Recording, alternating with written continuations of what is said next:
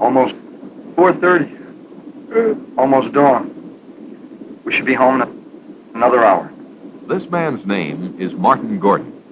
The lovely girl beside him is Brett, his bride of 2 wonderful weeks. It's late August. They're returning from their honeymoon to their home in quiet, peaceful Angel County, California. Martin's Uncle Ben is sheriff of Angel County, and Martin is his senior deputy. Martin has high hopes of succeeding his uncle when Ben retires.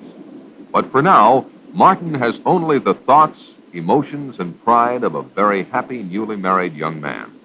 Brett is his, and he feels no man could ask for more. Now, without warning, their honeymoon is to become a nightmare.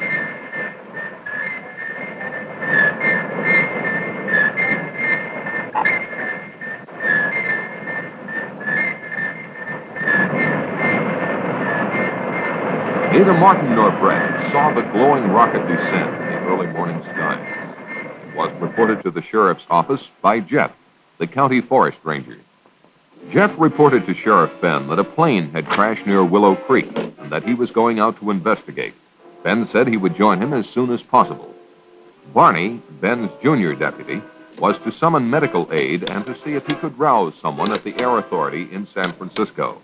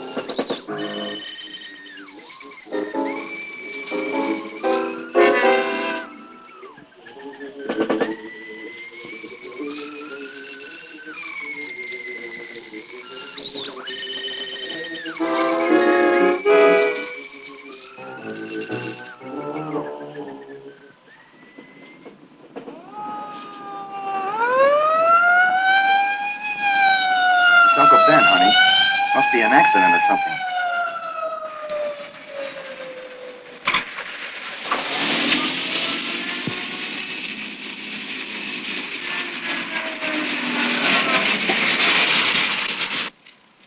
There's a plane crash down the road a couple of miles. I'm going to be a little short-handed till help gets here. Go around back of me.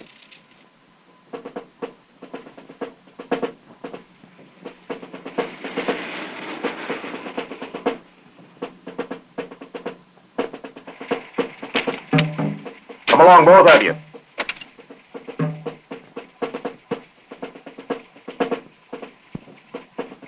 Get in, honey.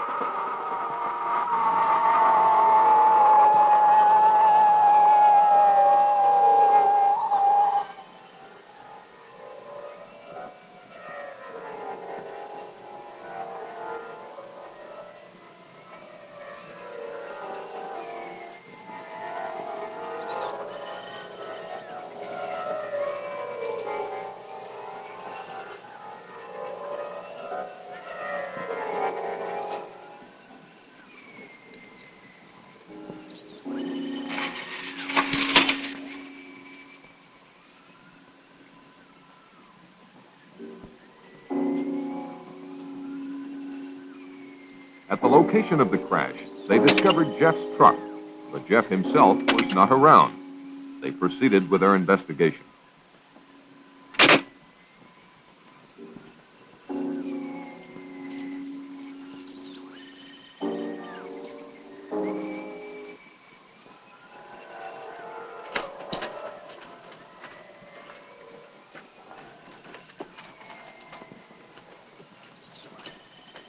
They looked at the rocket in utter amazement. A puzzled Ben finally asked Martin what he made of the craft. It's no airplane. Could be one of our missiles. Or one of theirs. You could be right, honey. Don't think we have anything this big.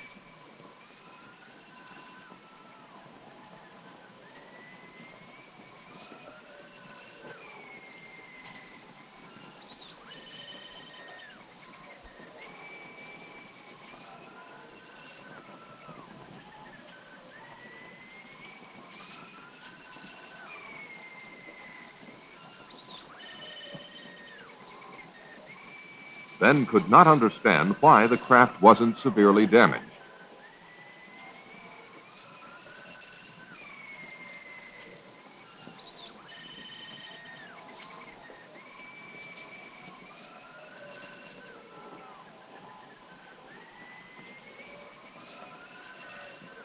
This hat belongs to Jeff Peters. Jeff! Jeff! Jeff, are you in there? Martin, go back to my car and get my flashlight.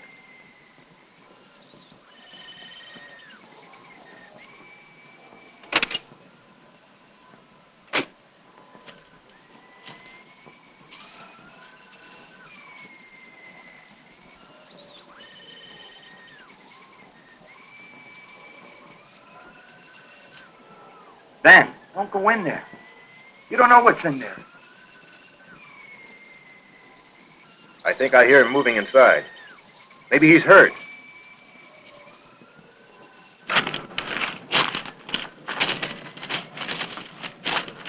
Ben, please don't.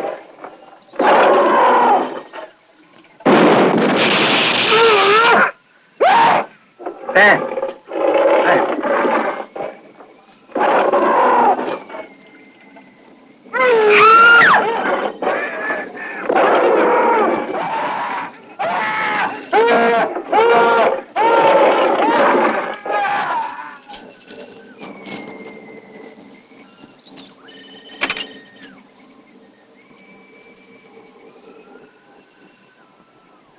Car 1, calling in.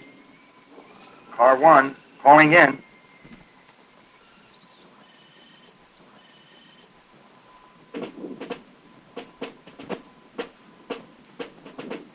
Within the hour, Martin's unusual call for assistance was answered by a special unit led by a Colonel James Caldwell.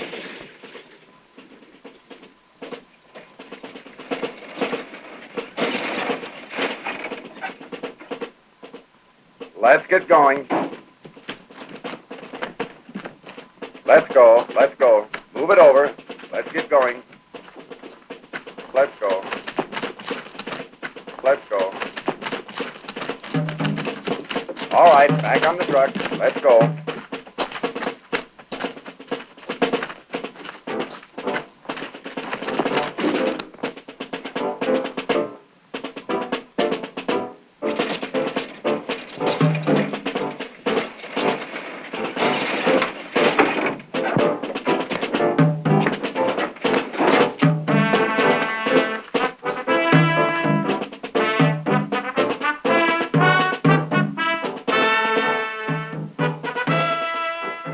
Sergeant, take one man and check it out. Yes, sir. Okay.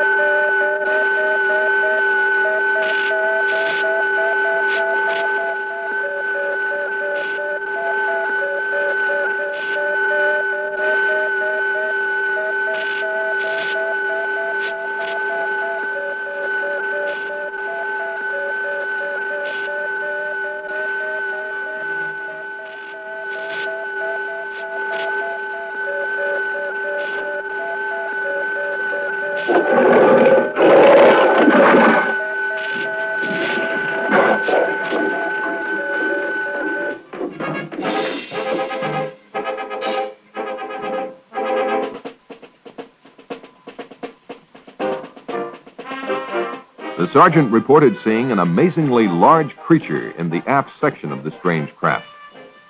He further reported that it was secured by a kind of metal harness, but that the creature could still move around somewhat, and for that reason they had not gotten too close to it. There was no trace of either Ben or Jeff.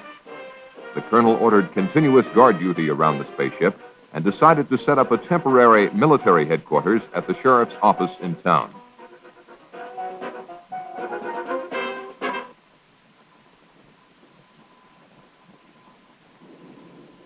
By the next day, Colonel Caldwell had the situation well in hand. He had called Washington and received his orders from the highest possible authority. He was to maintain tight security and to await the arrival of a Dr. Bradford, who had been on assignment at the Jodrell Bank Radio Observatory in England. Upon arrival, Bradford was to take complete charge of the operation. He was the world's leading authority on space emissions and had worked out a series of systems that might lead to communication with other forms of life when, as, and if they were contacted. Martin was outraged by the government's intellectual approach to a monster that had already killed and caused the disappearance of his two close friends. Caldwell tended to agree with him, but stated he had to follow his orders. One of those orders was to suppress the news of the death of Ben and Jeff. Martin was appointed temporary sheriff, and all news intended for public consumption was to emanate from his office. The Air Authority issued a cover-up story that a plane had crashed and burned, and this was to suffice until the experts cleared up the mystery of the visitor from outer space.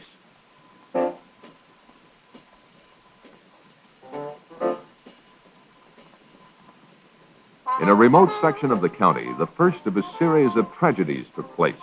Tragedies that would have been avoided had the public been warned.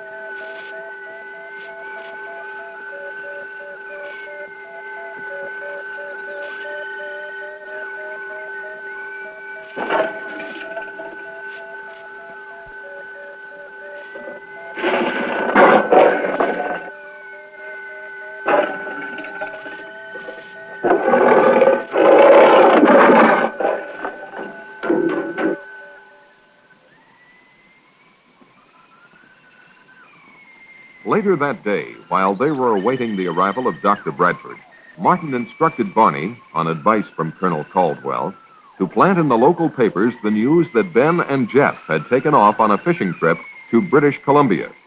The colonel had impressed the bereaved families with the necessity of maintaining secrecy, and these brave relatives had agreed.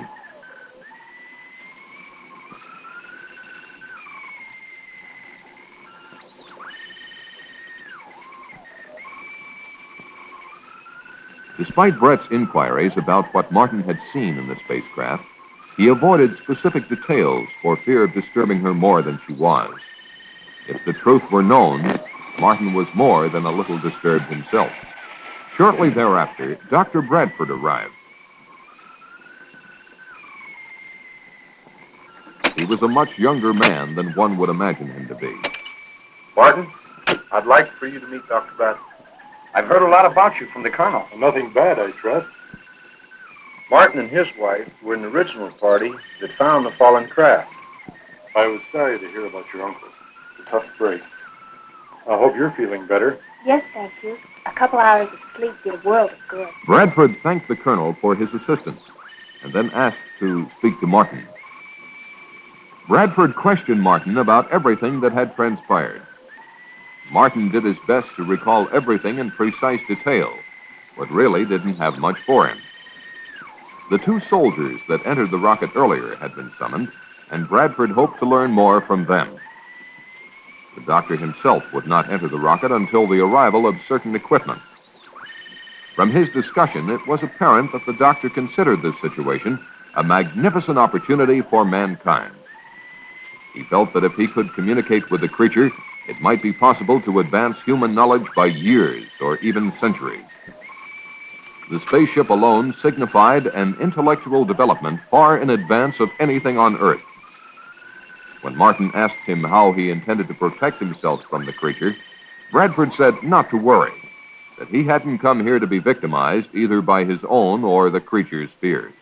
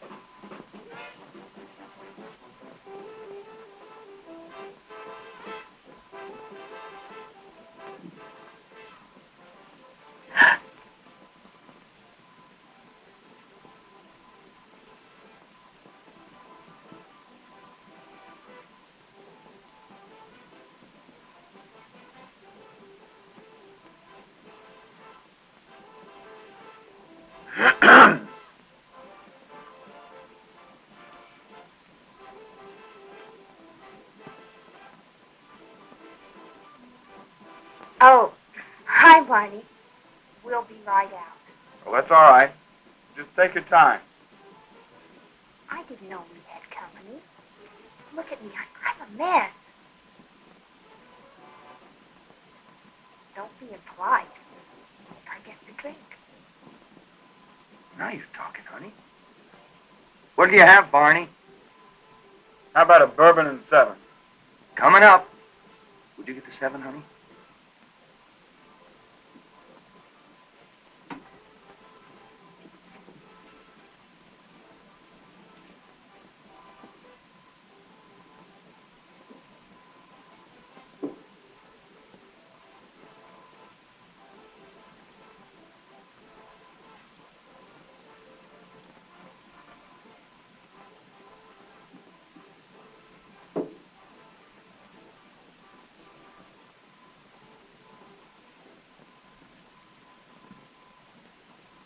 Barney, You should try marriage. It would do wonders for you. Barney and Martin had been bachelor buddies for years, but now that Martin was settling down to marriage, they were slowly drifting apart. Barney, naturally, was still dating all the girls in town, and he couldn't understand why Brett and Martin didn't pal around with him more than they did. He couldn't comprehend that married life brought with it not only new problems and duties, but the necessary togetherness of husband and wife as well. Despite Brett's most tactful considerations, such as inviting him over to dinner quite often, Barney was growing resentful of her, or at least she felt that he was.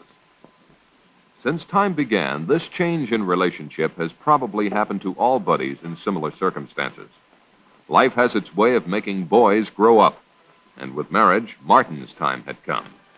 His life was now Brett, a life that he thoroughly enjoyed.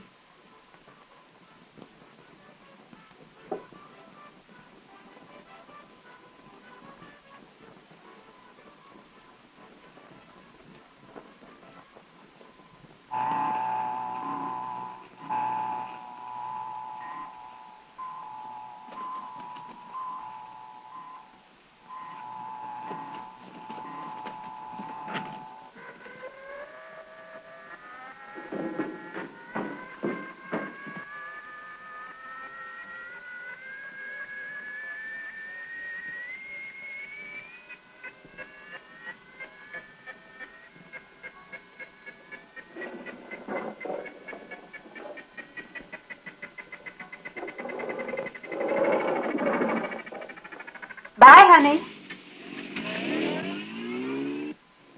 The next morning, Betty Johnson, as usual, blew a goodbye kiss to her husband, but for the last time.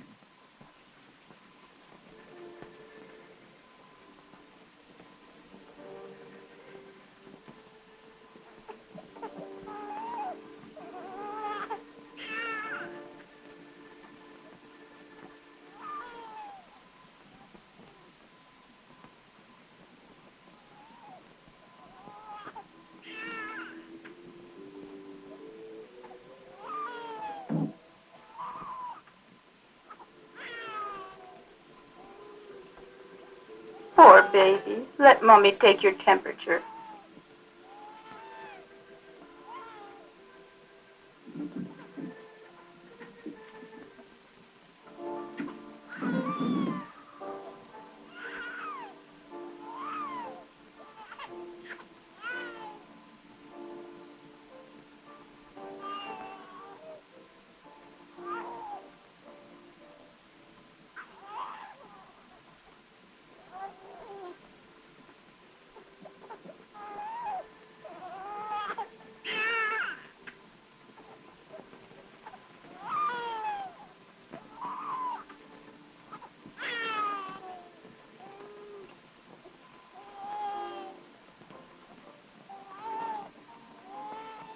Poor baby.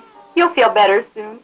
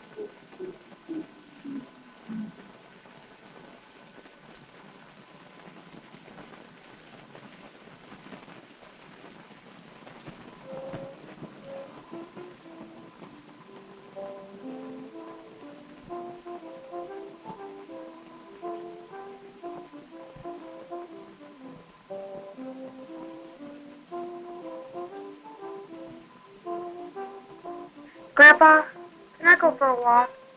All right, but stay close by.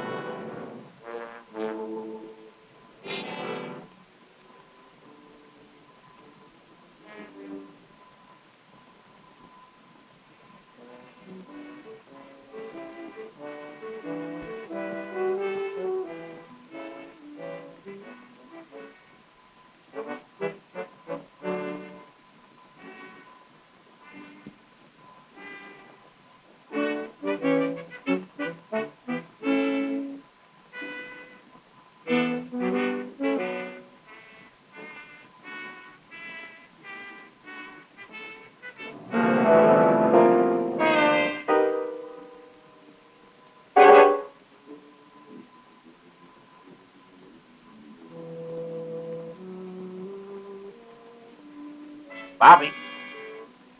Bobby.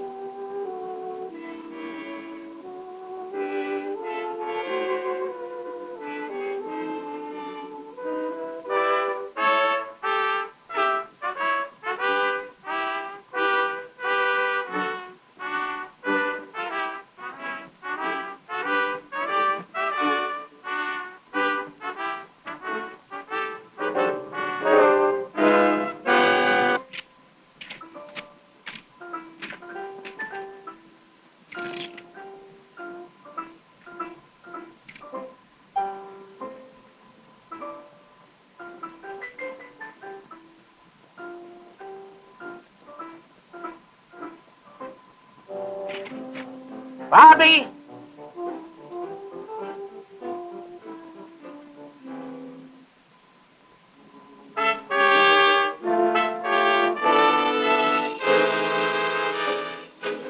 Bobby!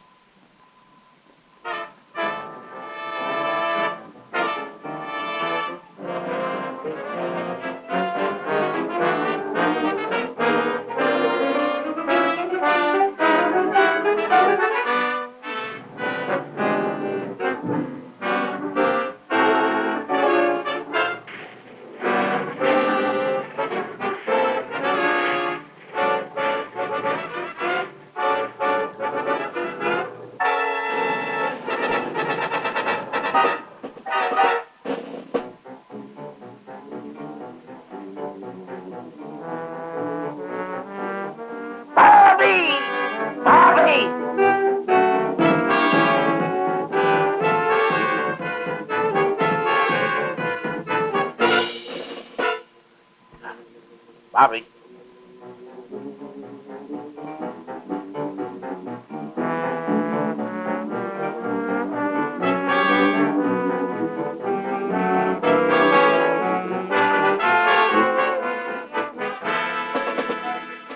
Bobby.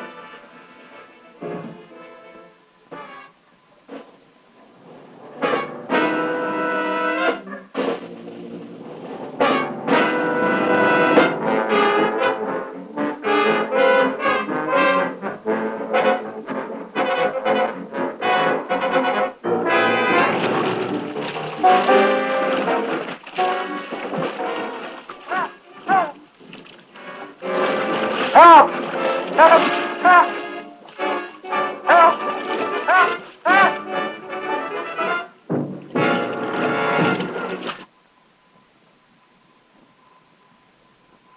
Within 48 hours, Dr. Bradford had closely examined the creature and the spaceship and reached a number of conclusions.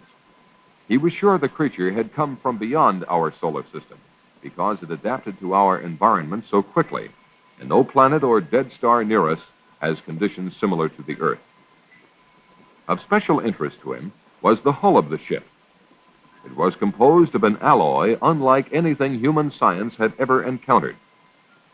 The doctor had run a number of tests on the metal, but its molecular structure remained a mystery. Because there was no food on board, Bradford presumed the creature had been in a state of suspended animation, particularly because it had survived the trials of re-entry and impact without apparent harm. So far, he had no success in communicating with it, but he had not yet exhausted all possibilities. On a more subjective basis, he had the curious feeling that the creature did not want to communicate with him. Such a confession on the part of this eminent scientist made Martin feel quite apprehensive.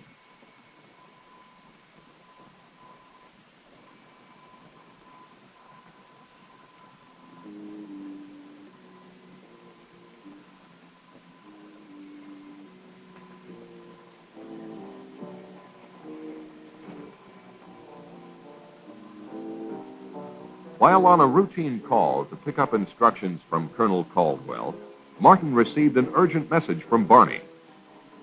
Barney was at Willow Creek. He had responded to a phone call from a frantic Mrs. Brown. Her husband and grandson had gone fishing and were long overdue. Barney was instructed to organize a search party locally and to report the results to Martin.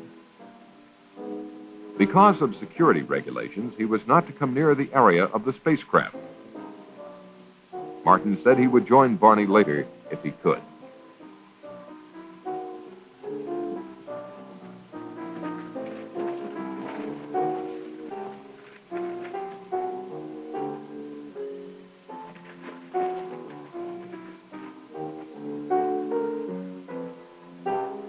Acting on a hunch, Martin decided to see for himself if the monster was still there. It was. Bradford had installed TV cameras inside the spaceship and was testing the creature's reactions to sound, light, electricity, color, and air pressure. When Martin asked him if he had any luck in communicating with the beast, Bradford confessed that he hadn't, but would try again when certain data was returned to him from computer processing. It was at this time that Bradford came up with a frightening theory, namely that the creature might be a product of engineering, the same engineering that built the spaceship. What he didn't understand was why some form of communication had not been built into the creature. When Martin asked him if this weren't something to worry about, Bradford said no. It was probably his own failing at not being able to establish communications. It seemed to Martin that if Bradford's theory were correct, humanity might be in grave danger. Bradford dismissed Martin's fears by pointing out that the creature was not exhibiting any signs of violence, and besides, it was firmly secured by the harness. That afternoon in Moncrief Park, a group of neighbors got together for a hootenanny. Oh, she left me sad, but still I am happy. In fact, I am glad, for I am as free as that bird in the tree, 'cause she left me alone and could not marry me. I said that I loved her and would till I died. I tried to forget her, and I really did try, but I'll still think of her till the day that I die, 'cause I think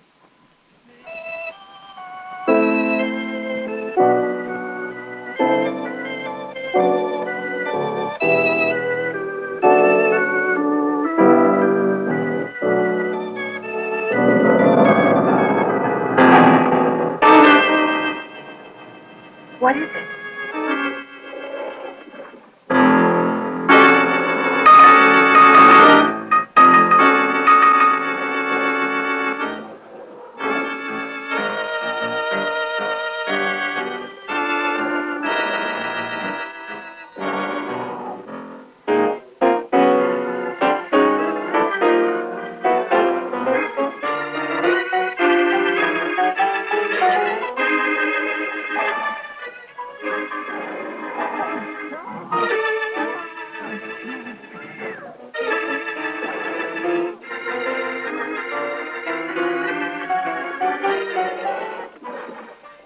You stay there. Stay calm.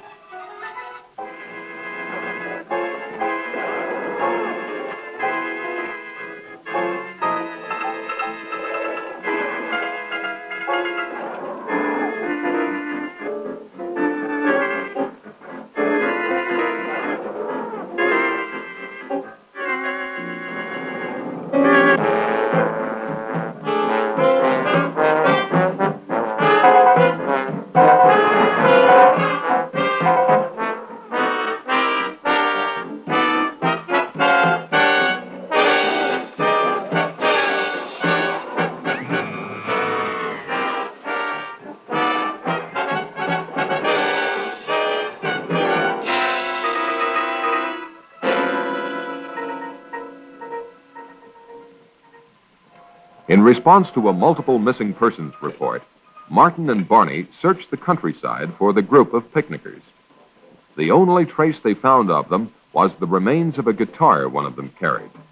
This wholesale disappearance of a large group of people, coupled with earlier missing persons reports, led Martin to only one conclusion. There must be another monster, and it was on the loose.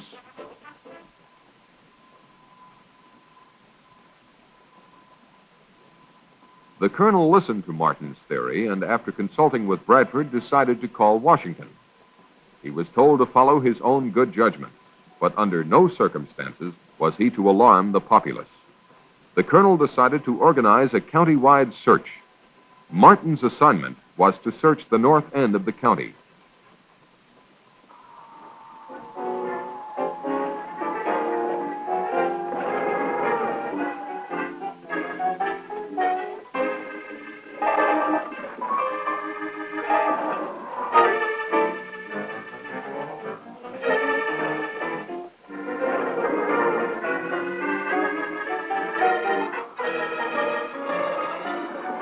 While Martin and Brett were engaged by the search, the monster was moving toward the community dance hall.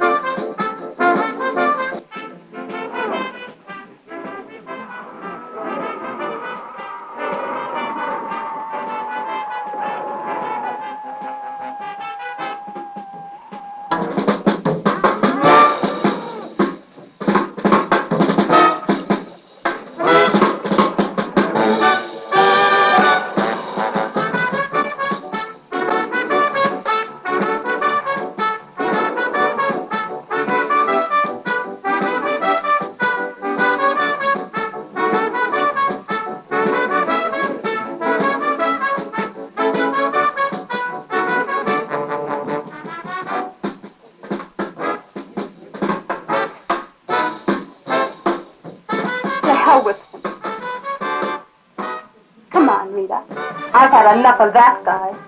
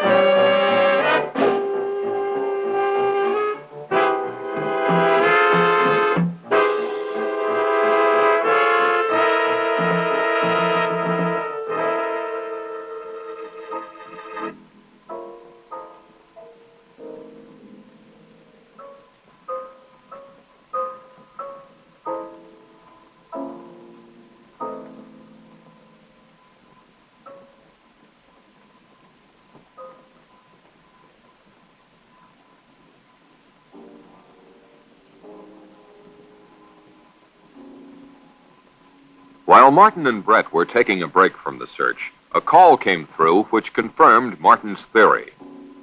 Colonel Caldwell told them of the monster's attack at the dance hall. His troops now had orders to destroy the monster, and he asked for Martin's assistance. Martin said he would join the colonel as quickly as possible.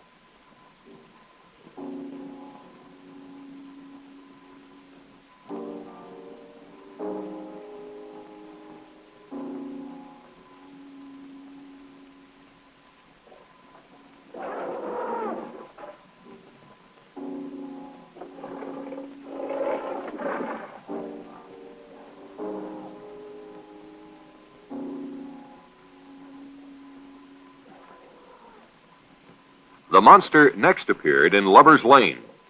Anyone who experienced that catastrophe and survived would never go there again.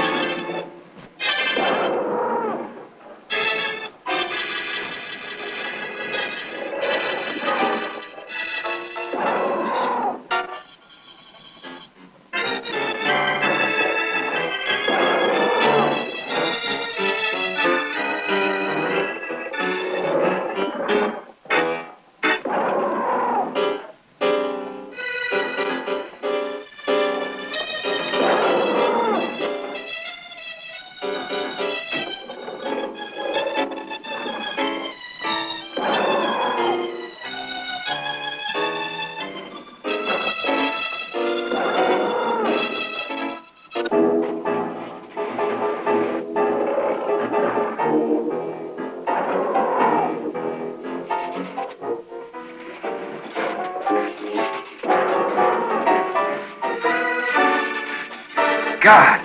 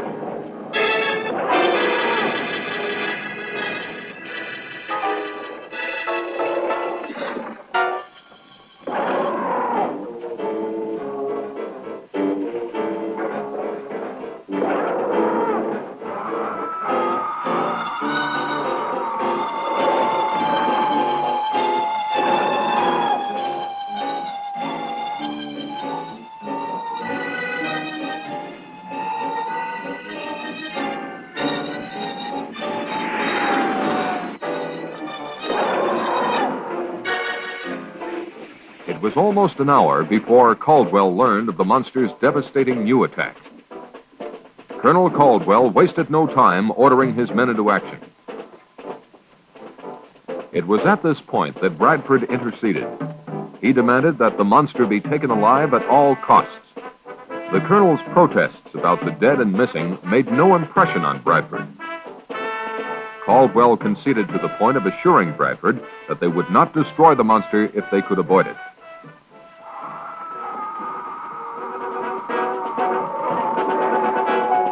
Get on with it, Lieutenant.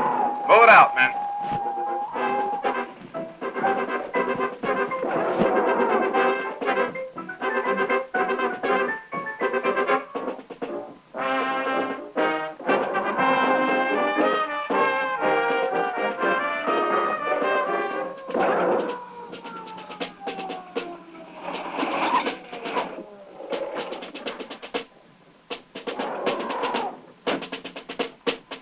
When Martin's party arrived and offered to help, the colonel told them enough lives were being endangered. They were to be part of the second line of defense, to be used only if necessary.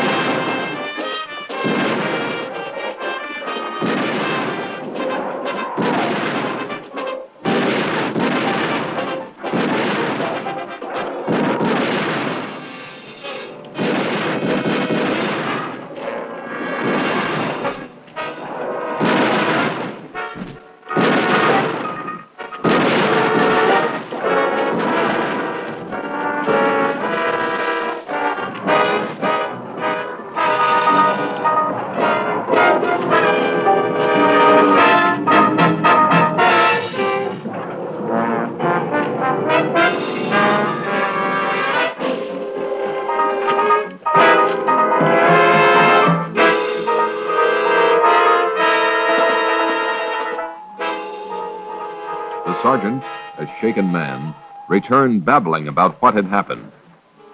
Caldwell, realizing the full danger of the situation, decided he had only one means left to stop the monster: grenades. Now Bradford made a drastic move. Acting on his superior authority, he forbade Caldwell to destroy the creature. The colonel, more concerned with saving human lives than advancing science, told Bradford to go to hell. Get out of my way.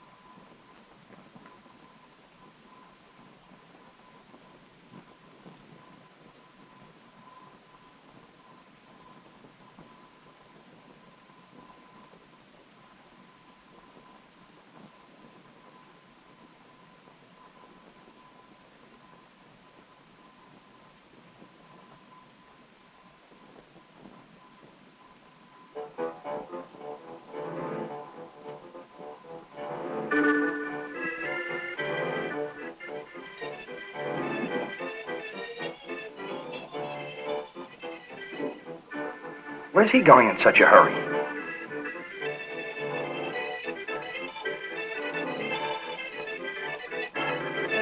Maybe you'd better follow him. He may need help. You go ahead, Martin. I'll stay with Carl.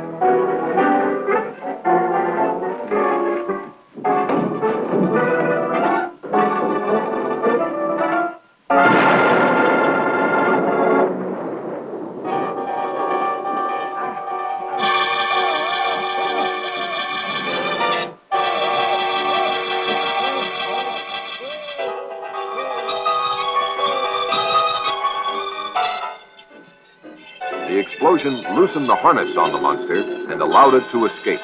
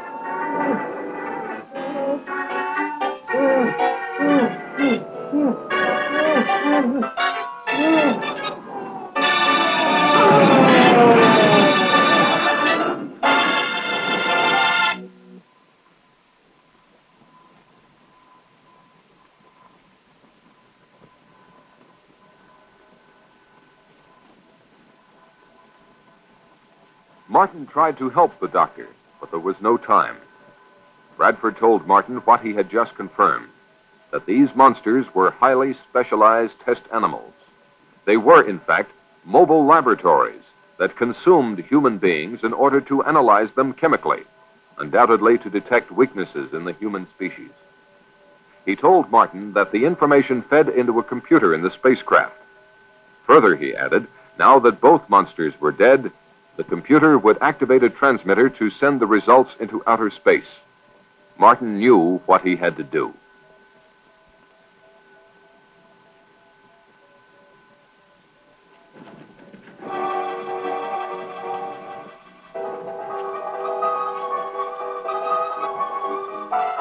As Martin entered the spaceship, he heard the transmitter generator kick on.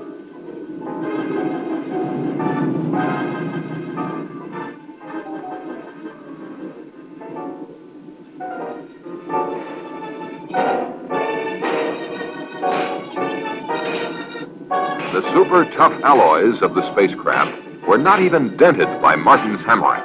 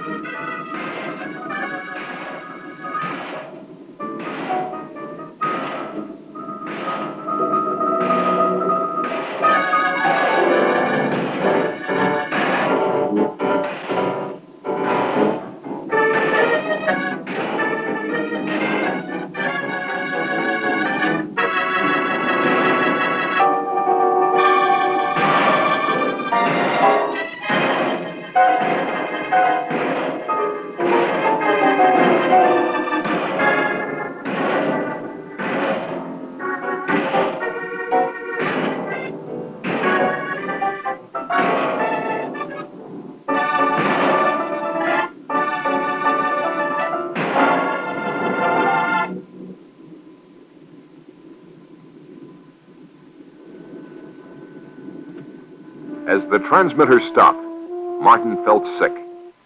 Evidently, all the information had been transmitted.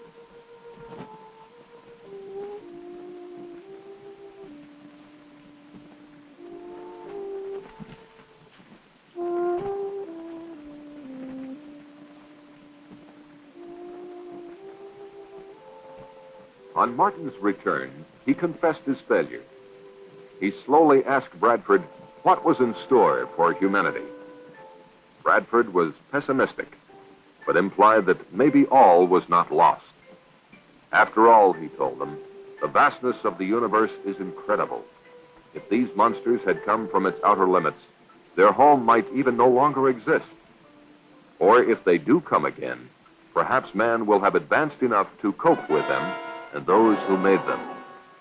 Only God knows for sure, were Bradford's last words to anyone on this earth.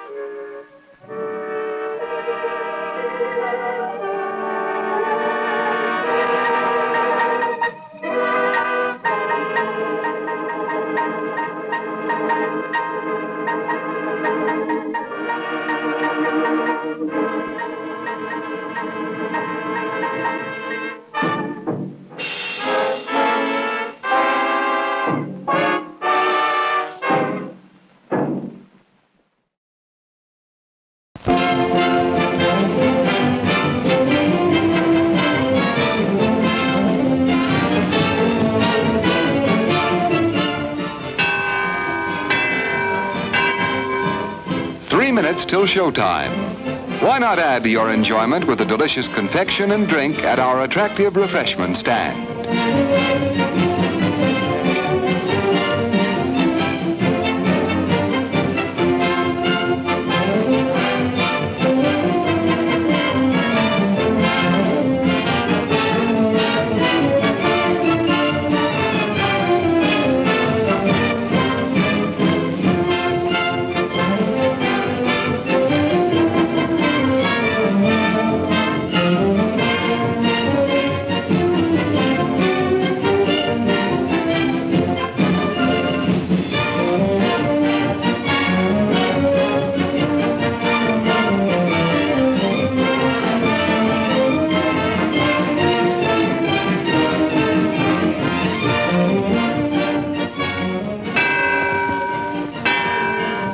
Minutes till showtime.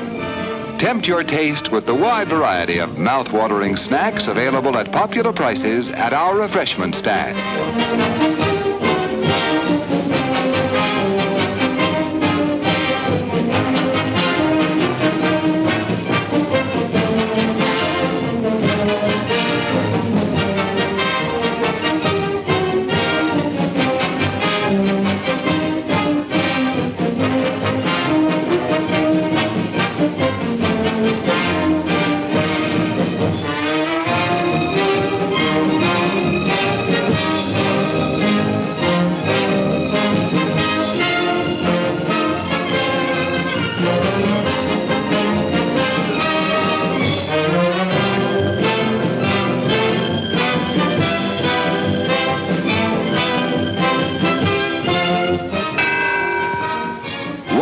Till showtime. Satisfy yourself with a thirst-quenching drink. Your favorite beverage awaits you at our refreshment stand.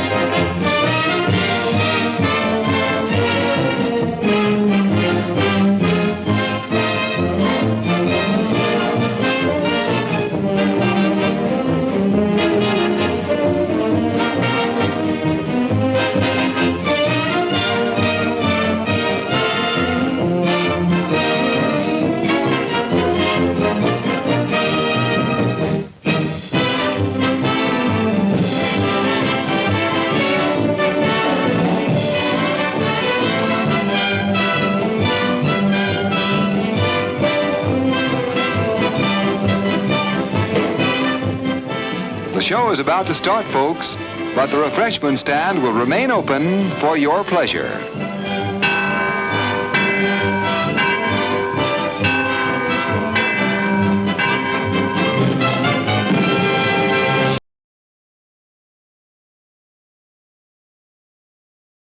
Those who hunt by night will tell you that the wildest and most vicious of all animals is the tiny shrew.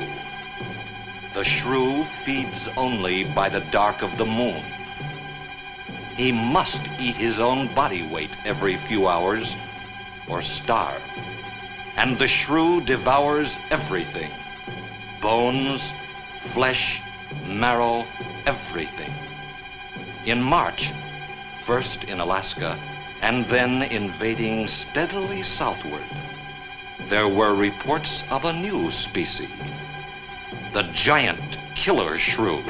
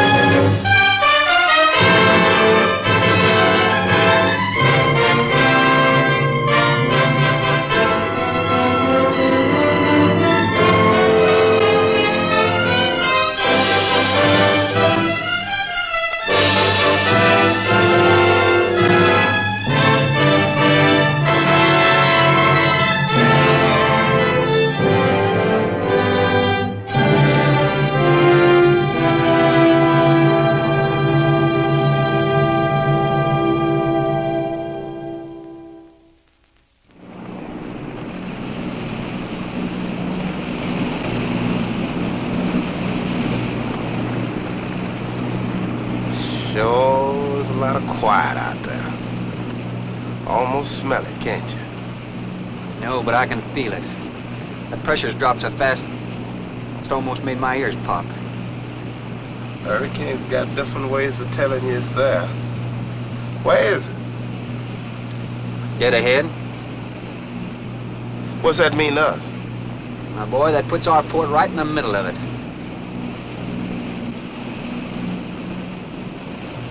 There's a cove on the lee side, though. We'll snuggle up close to the bluff and ride it out. What about the bottom?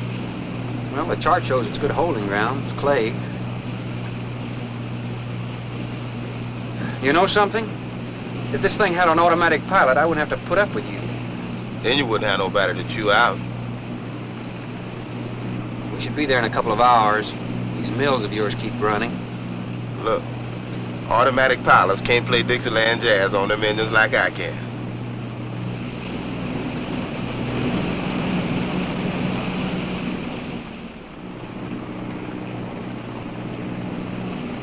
Hey, Rook. Rook, come here.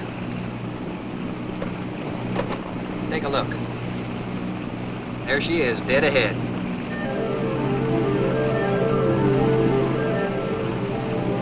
Man, that sure do look good. A man named Craigus owns this island, doesn't he? That's the name on the crate, Dr. Milo Craigus.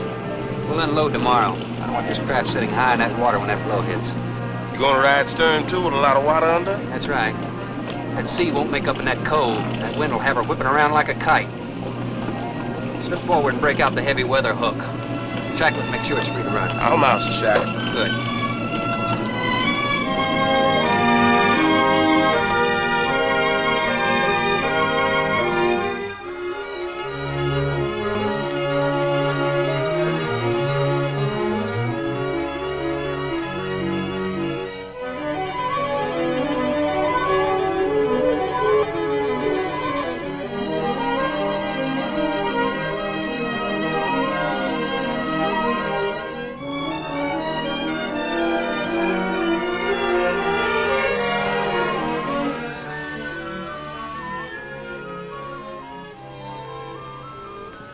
Oh, she'll ride like a duck.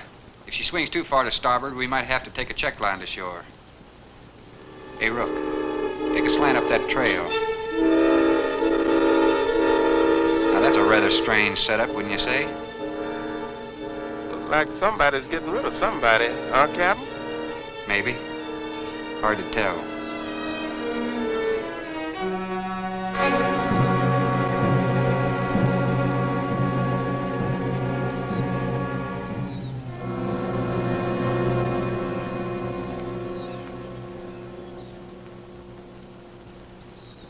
I'm Dr. Craigus.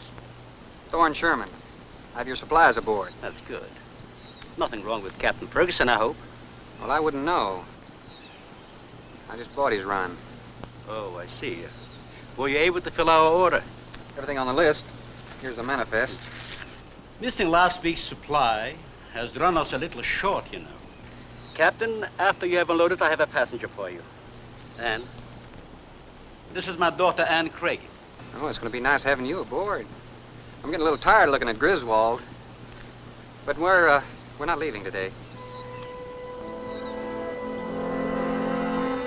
In fact, we're not even unloading. That load will cut the roll in half. You expecting an invasion? Yes, animals.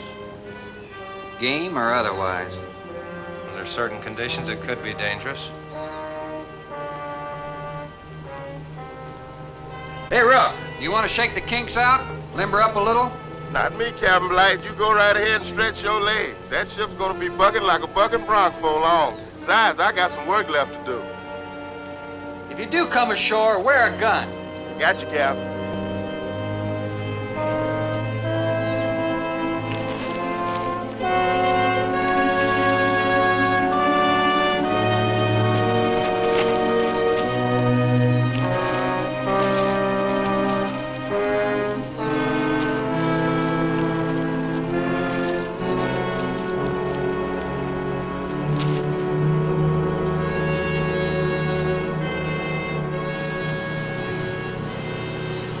When I told you about the hurricane, you act like you didn't know anything about it.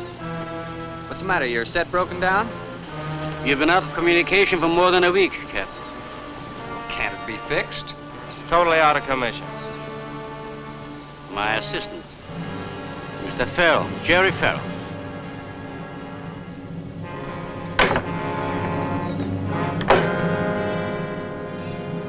Father, perhaps the captain would enjoy a drink. Well, of course. Will you join us in a cocktail? Well, I've never been known to turn down a drink yet. I'll be glad to accept. Fine. In that case, we'll have martinis. Mario? Si, senor. Mix them, please. Right this way, Captain. Come in.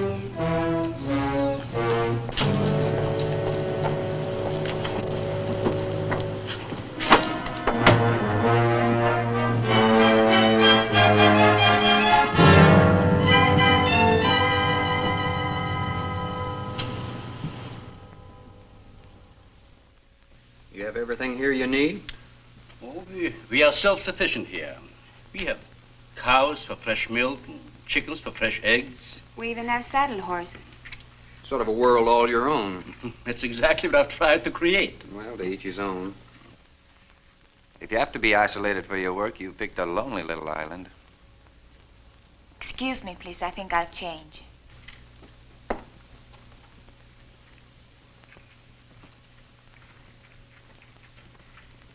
She's a little worried because you aren't leaving until tomorrow. Well, I can understand that. But there's something else bothering her.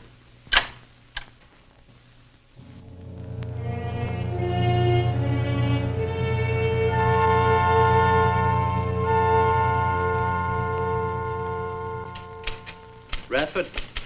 Radford? Radford, would you please step over here? I'd like you to meet someone. Just a second, Doctor.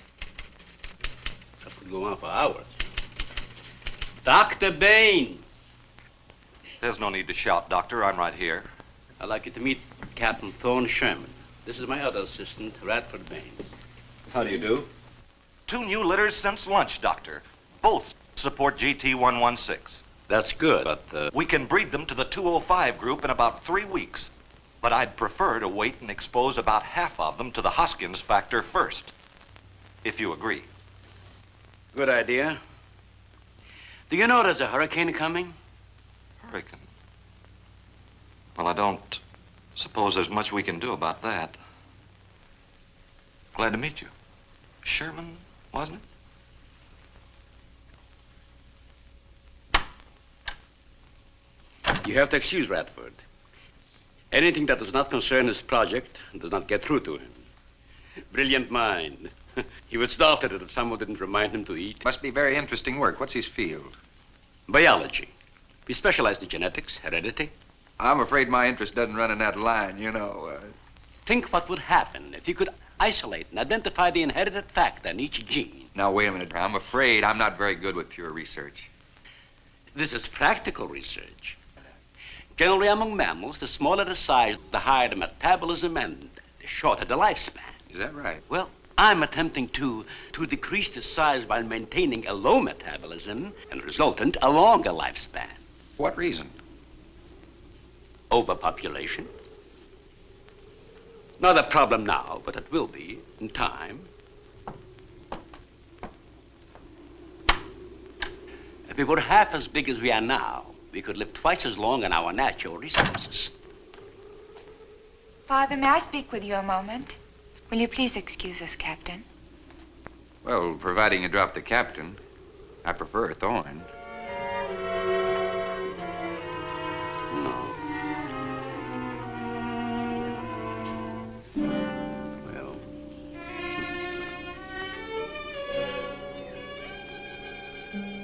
Tell me something, Doctor. Has a hurricane ever hit this island before that you know of? I wouldn't know. You've only been here 9 months, and this place has been unoccupied for years. Well, have you ever been through one? Only the fringes. Well, this one's building up very fast. Pressure drops very quickly in the center. I'd advise you to get some doors and windows open in this place. Ventilators on the roof. And if you'll freshen Anne's drink, I'll go and check them. I'd be happy to. Thank heavens you arrived today. Why, are rations getting short? No, it's more than that. Much more. We'll surely be able to sail tomorrow, won't we? Possibly. But not probable. Not delayed, anyway. It takes a long time for a sea like that to quiet down. Well, if you're worrying about me, you needn't. I'm a good sailor. Oh, I'm not worried about you. We'll sail when the time's right. I got them opened, all right. Well, Captain, let me freshen you a drink. One for the road. Not trying to rush you, but it will be dark soon. I've invited Thorne for dinner, Father. Oh, I see. If you're not worried about your ship, you're welcome. I'll take a rain check on that dinner. If you wish. Father, I've asked Thorne to stay. Progress, Doctor. This is the sole survivor of Group 30. 28 months old today. Well, that's equivalent to 140 years to us. That's right, yet it still maintains low metabolism without any sluggishness. It's not the breakthrough, but it certainly sets our course. Radford, suspend series 52 through 96, and we'll concentrate on the rest. What is that? It's a Sorex cericidae. Looks like a small rat. Smells like a skunk. They have musk glands in their knees. And these little fellows are our subjects. They have a birth cycle of 10 to 14 days. And using them, we can establish traits. We can trace the progressions through a number of generations over a short period of time. Well, how big do they get?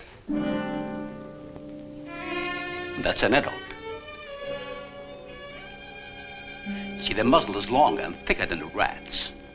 It extends over the lower mandible, see? Does he bite? Only when he's hungry. Well, maybe you better take him. He doesn't know me. All he knows is his next meal. He's just been fed. He'll be all right for another 8 hours. The shutter blew open. Radford? I got it, senor. Don't let that scare you. It's gonna get worse. Storms always frighten her, ever since she was a child.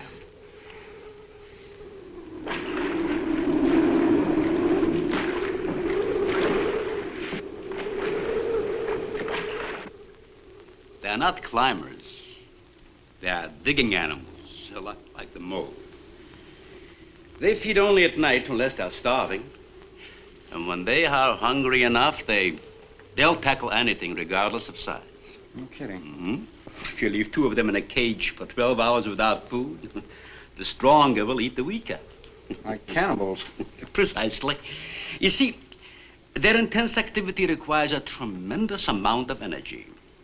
To supply it, they must eat 3 times their own weight in food every 24 hours or starve. Radford, would you please take this? Take it away. Yes. Some call them bone eaters. When the flesh is gone, they'll eat the bones for marrow. All they'll leave are teeth, horns, I could hooves. use another martini. Do you mind? Of course, my dear. I'll get you one.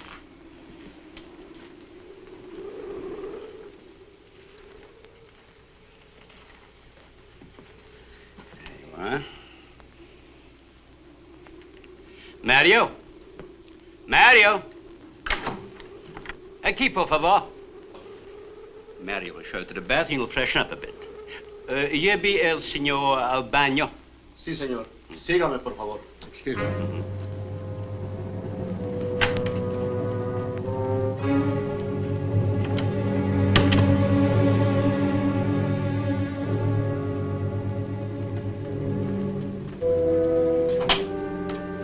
Aquí, señor.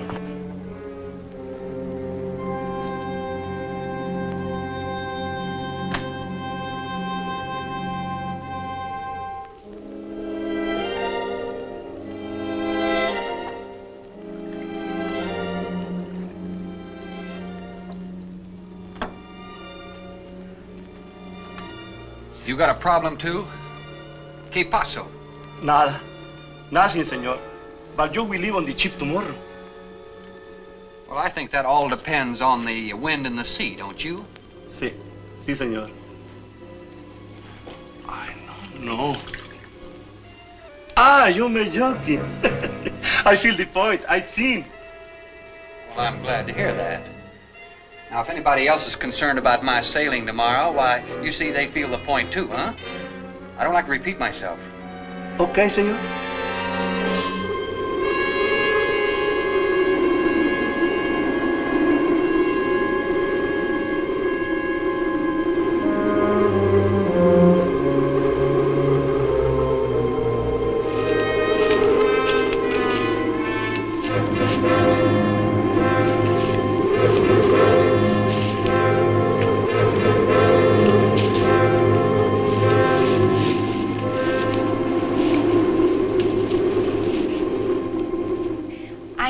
But I'm not saying that you created them, Jerry.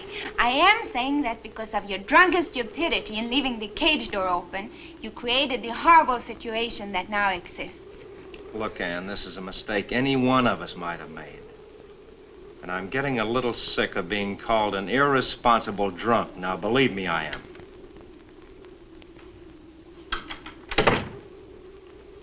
Excuse me.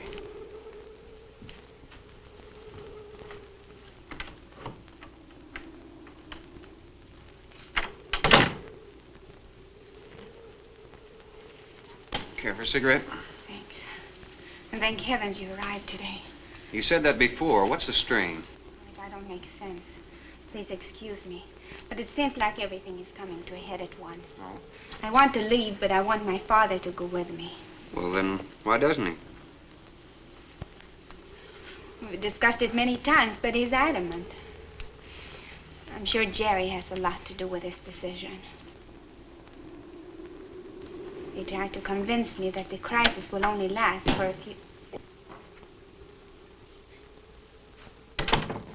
Well, this is certainly a cozy little scene.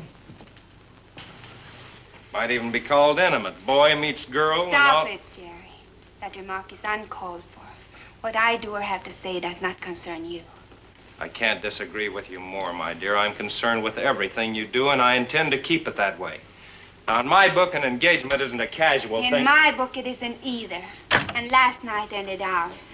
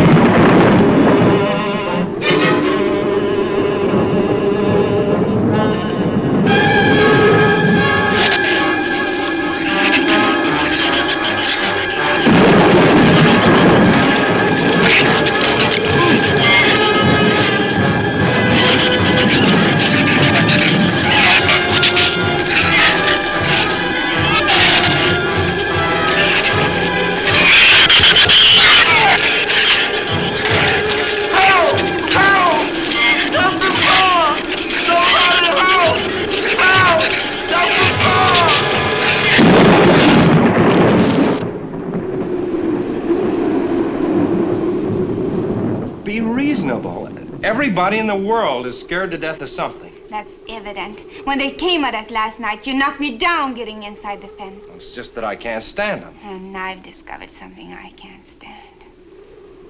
All right. But I advise you not to mention it to anyone. I'm going to complete these experiments with your father regardless of anything. Do you understand that? Nobody is going to take this chance away from me. That's Captain Sherman. Checking the weather. I'll get him. Captain, time for dinner.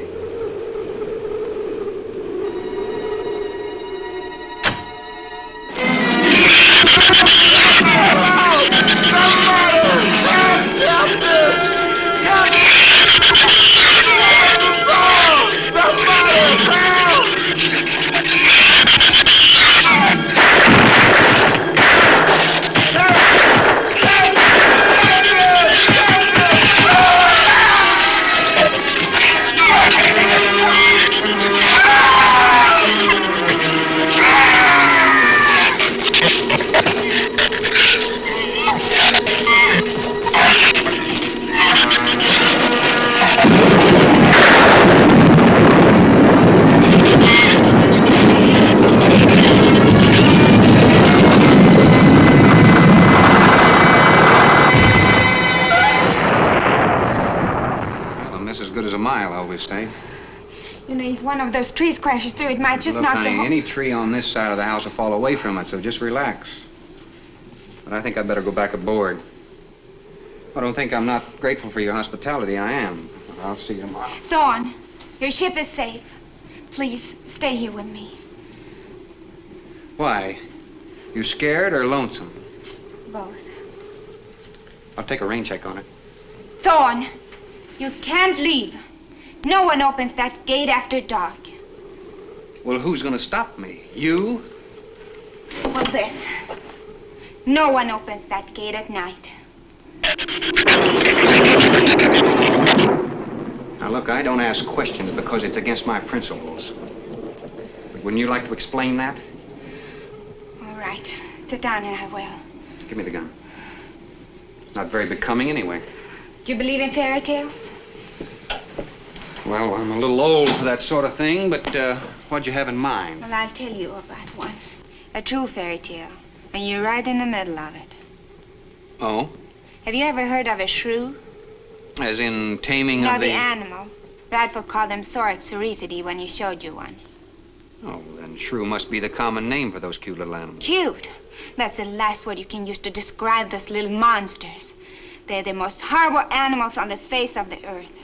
As Father told you, they breed within 3 weeks after birth. Their lifespan is around 1 year. I know what your father told me, but what's that got to do with me opening that gate? There are 200 or 300 giant shrews out there. Monsters weighing between 50 and 100 pounds. 50 to 100. Wait a minute, you must be kidding. I'm definitely not kidding. That's as big as a full-grown wolf. And what's more, they are beginning to starve.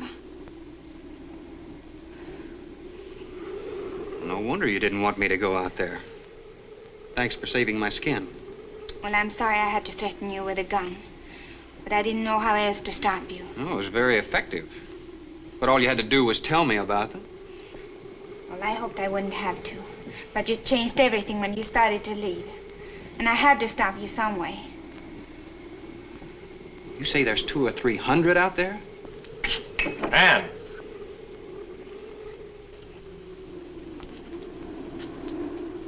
That's right, Captain Thorne.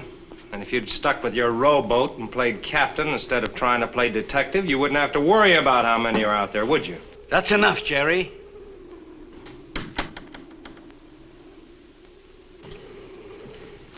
What's wrong, Anne? Well, Thorne decided to leave. To dissuade him, I started to tell him about the shoes. You might as well know the whole story as half of it.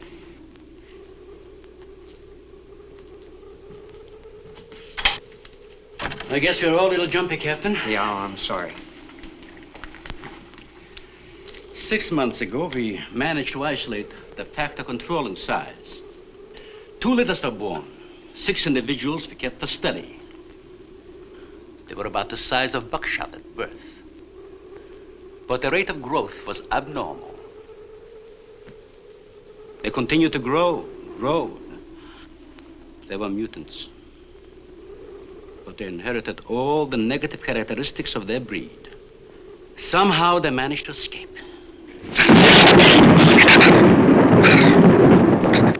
But a month later, we saw one of their offsprings. They were multiplying. We did everything in the world to exterminate them, but no apparent luck. Then we haven't seen any. Since daylight neither blinds them and they forage only at night, when they're starving. But the fact that 2 of them charged Anne and Jerry at the gate last evening indicates that the available food on the island is nearing depletion. Then what, Doctor? They will exterminate each other. It'll take a couple days. What do we do during that time? Stay indoors and wait until it's over. I guess some wires blew down on the transformer. I'm sorry. I'll get some lamps. Mario! Mario!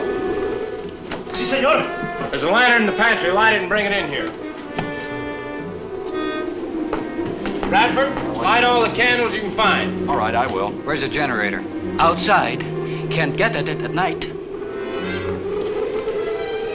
Here, let me help you. The lantern will give you all the light you need. I will join you shortly, Jerry.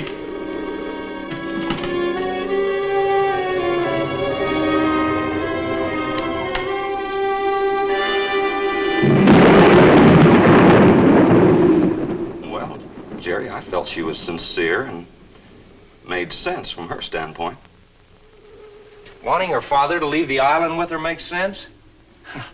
It'd be much better for the project if I went with her for a few days. As a matter of fact, I think I'll talk to the doctor about that. That might be the answer. And another thing, I don't take much to this Thorne Sherman. He looks to me like the type that'd try anything. That left-handed dinner invitation. That was just to keep me here till after dark, wasn't it?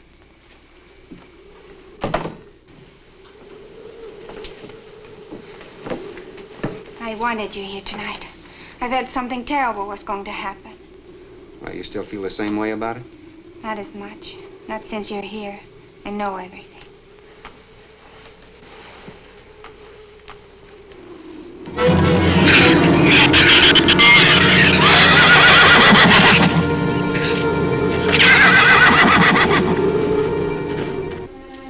I love an open fire, don't you? Mm-hmm. The wind has a lonesome sound, doesn't it? Sure does. Like in Sweden, we don't have a wind this strong. You're a strange man, Thorne. I never met anyone like you. Oh? You seem so disinterested in everything. Aren't you the least bit curious? Don't you wonder about the unusual things around here? The guns, the fence, the shuttered windows, my accent, anything? I'll tell you something. I'm only interested in anything that concerns me. Then I do something about it. You're gonna sail with me tomorrow, whether your father intends to or not.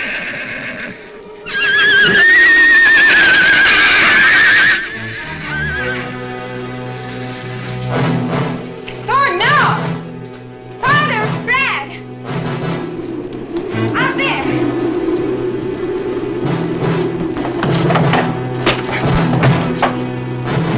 I don't think he was going out, Jerry. I couldn't take a chance. He's fool enough to. Don't be stupid. I had no intentions of going out there, opening that gate. Now somebody needed it. Did you hear it, Doctor? It sounded like a human voice. I was thinking a rook. It was the livestock. The shrews got into the barn.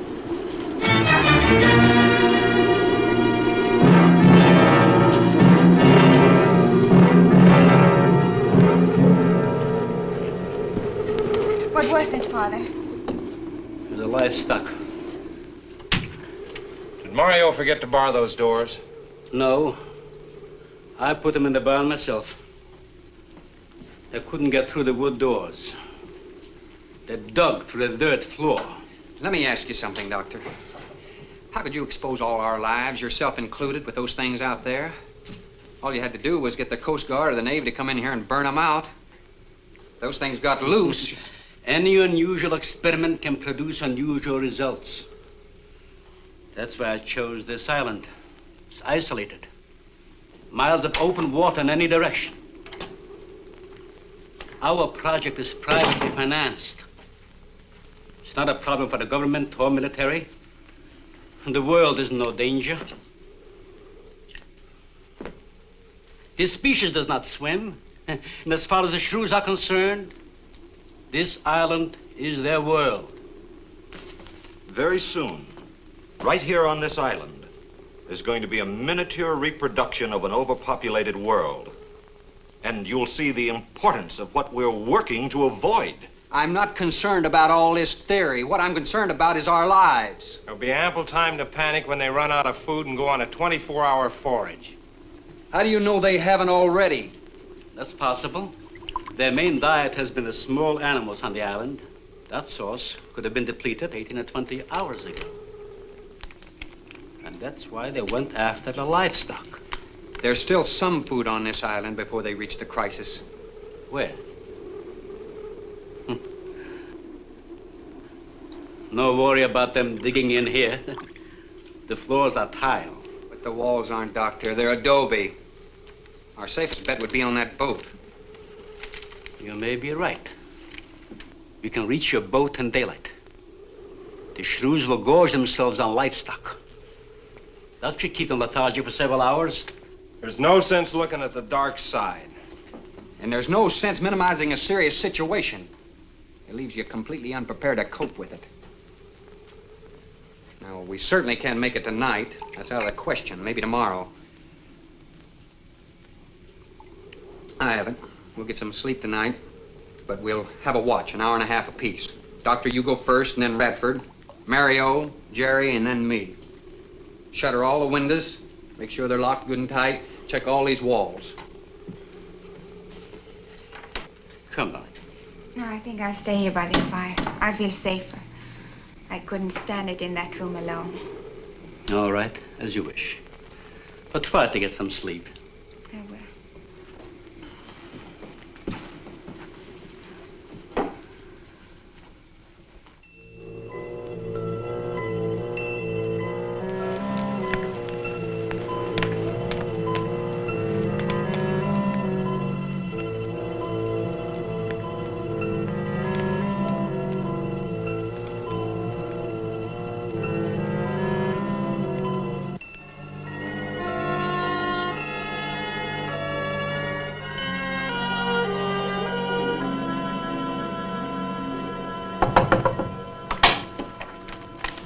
Senor Farrell, here is Mario. You are next to make the patrol, no?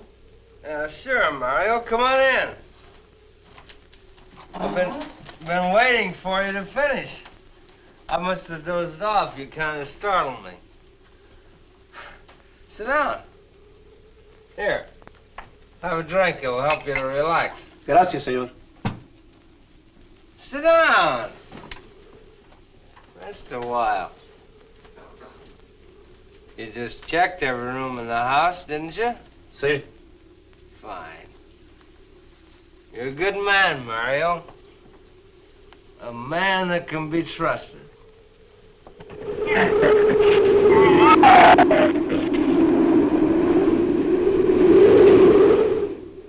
You know what I've been thinking about, Mario? Anne and that captain. You and me. Imagine an intelligent girl like her going for a common sea tramp like him. I know why. You do too. In case anything goes wrong, she's looking out for her own hide. That's why I keep thinking about you and me. Anything goes wrong, we're gonna outlast them all.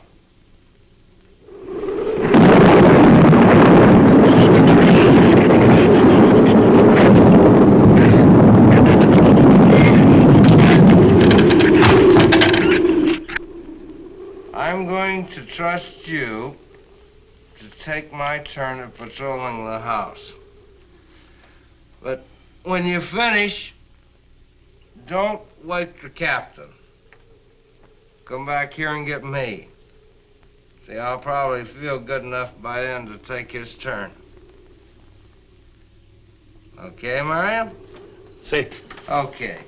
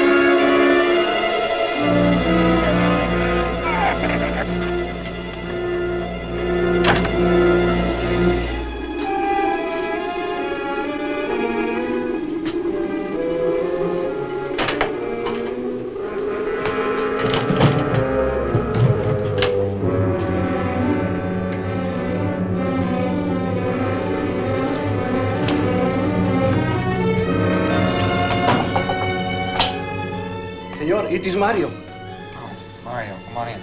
What is it? There is a big raton en la bodega. A shrew in the cellar? See, I hear him singing down there. Well, how did he get in?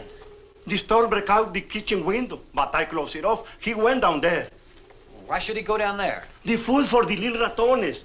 I put it out to frost. They love it. What, did you tell Jerry? No, senor. Here is your turn next. Here is una luz. We kill him, no? Yeah.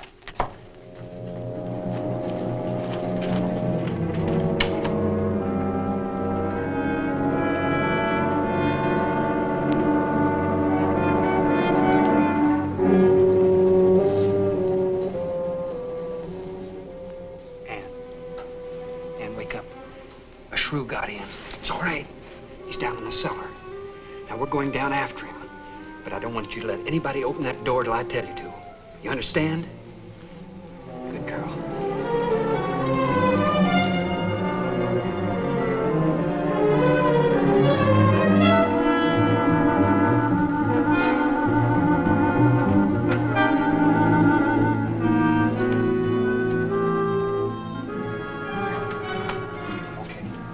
Open it just a crack. Open. Hold on to it. Okay.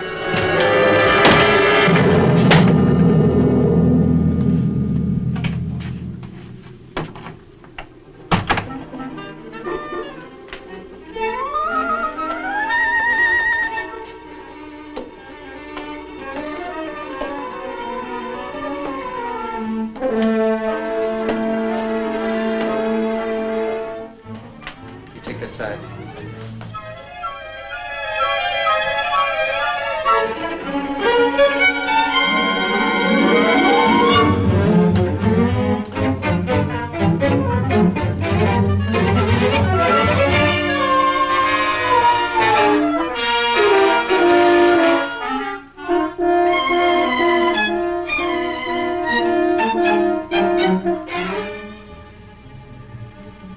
Mario?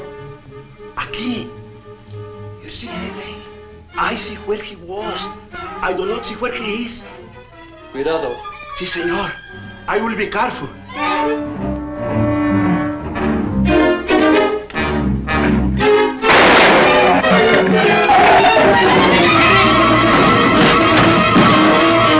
I got him. And he also got me, senor.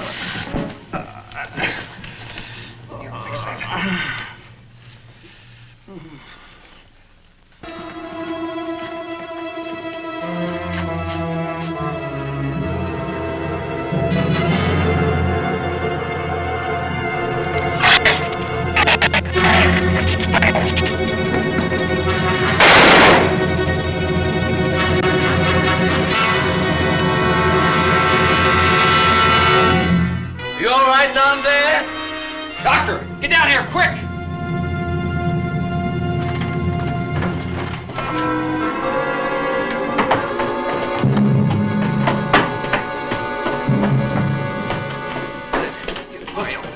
Mario.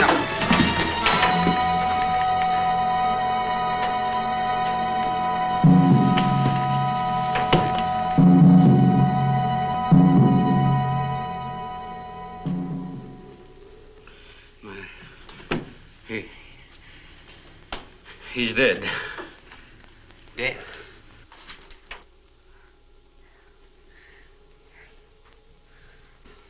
I got this on him right away. He couldn't have bled to death.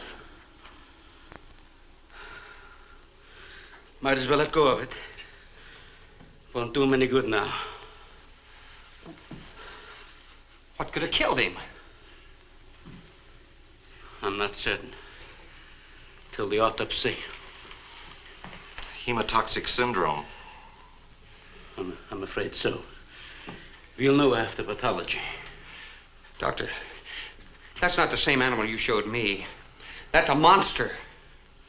As I said, they are mutants. In controlling the size factor, we seem to have crossed some of the other characteristics. Well, you certainly did a good job of it. I've known that for some time, Captain.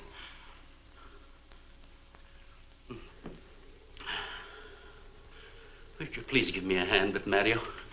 Bradford, bring up the animal.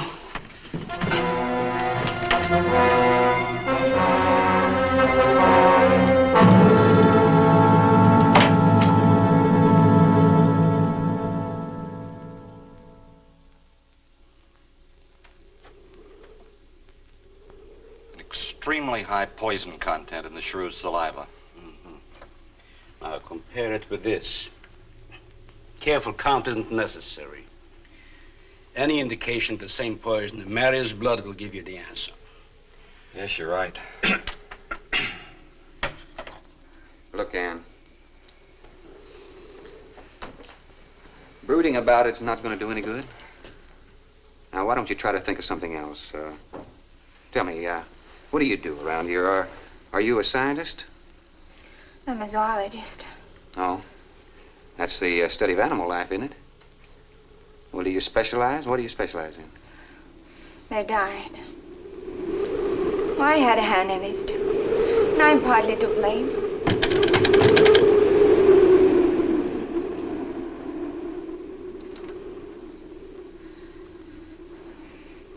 But this ends it.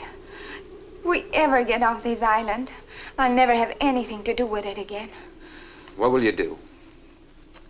Live normally, like normal women do. May seem a little dull after the life I've been living. But rather dull and alive than excited and... I'll take a dull, alive woman every time.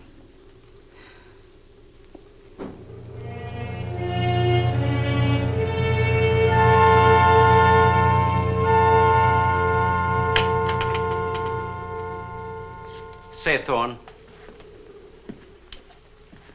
the autopsy has proved what we suspected. Several weeks ago, I concocted the most virulent poison I could with the materials I had at hand. And we put it out as bait. Mario was killed by poison. Doctor, I wonder if you thought the system of the Sorex enabled them to assimilate that poison. It remained in the salivary glands of their jaws. Isn't that wonderful? Well, I am sorry. Of course, I always speak from the clinical point of view. Well, don't you have something to counteract that poison? Once Mario was bitten, I'm afraid there's nothing anyone could have done. This indicates that we cannot afford to get even so much as a scratch from these animals. They are more poisonous than snakes. What, do you think they're all affected? Best way to find out is let them all bite you and see which bite you die after.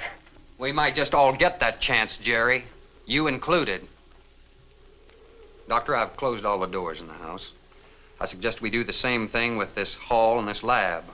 It'll cut down the chances of getting in the front of the house.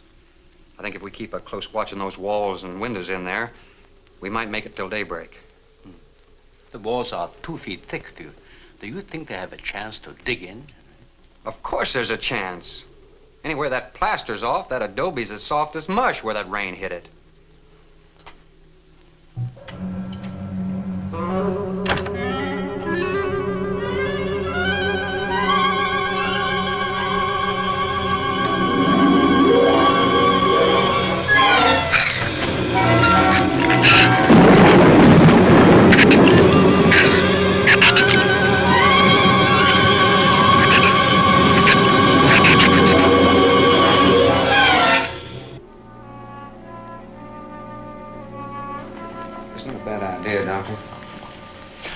But here's another possibility, Doctor.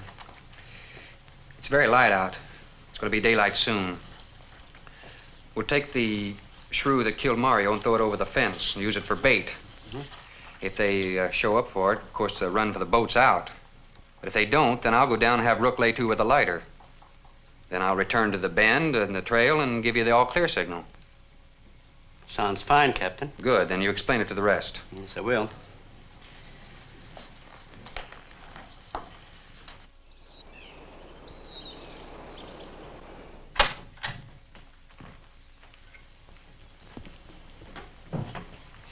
Well, the bait's been out for 20 minutes. Nothing's touched it.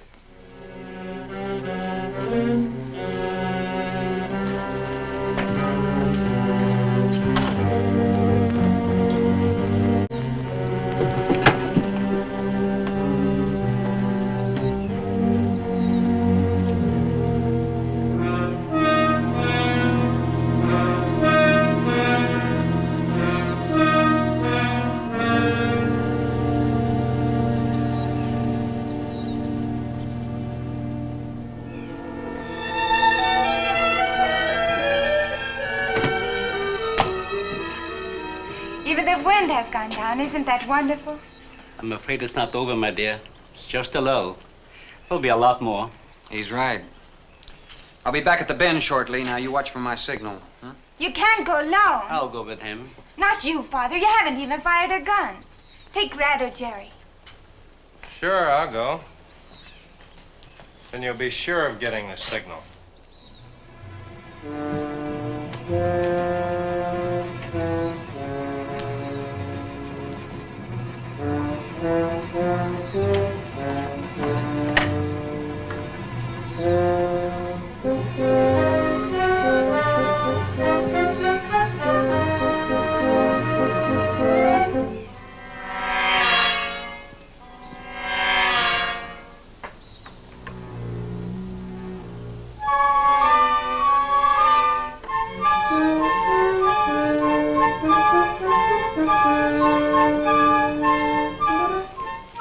Don't shoot that gun unless you have to. We've only got 20 rounds altogether. I know that as well as you do. Sherman, you stay away from her. You have that gun pointed at me? Right at the middle of your back. Look, we got enough problems without worrying about Ann. I'm telling you, stay away from her, and when the Shrews get through with you, they won't even find the buckshot.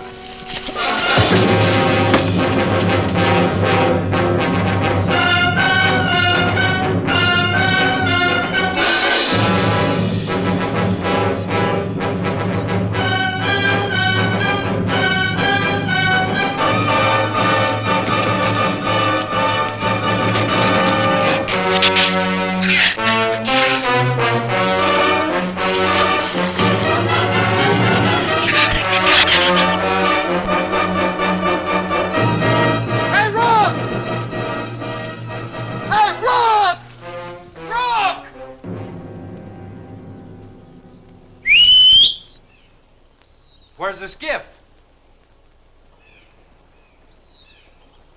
I'll follow that check line. I gotta find him. Since last night, you won't find much of him. Will you shut up? I'm not going back. You're what? I'm staying here. All right. You suit yourself, but if I were you, I'd swim out to that boat. Can't swim. Then stay here. Wait a minute. You gotta give me a gun. Give you a gun? Sherman, wait!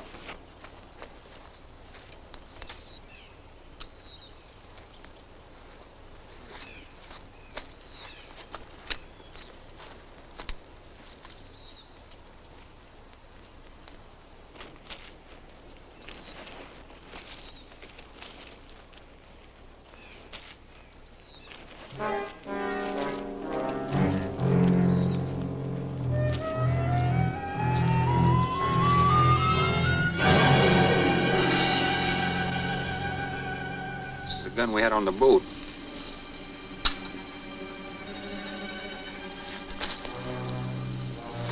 They don't leave much, do they? Sherman, we gotta make a deal for it. What is it? Shh. They've been trailing us on both sides. Where? I didn't see anything. Look, Sherman, you gotta give me a gun. All right. Whatever you do, don't you run. And you stay in front of me, because I don't trust you.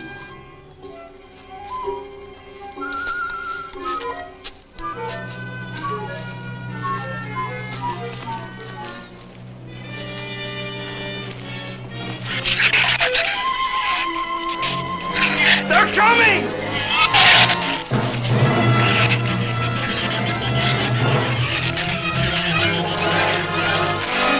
Open the gate! Open it!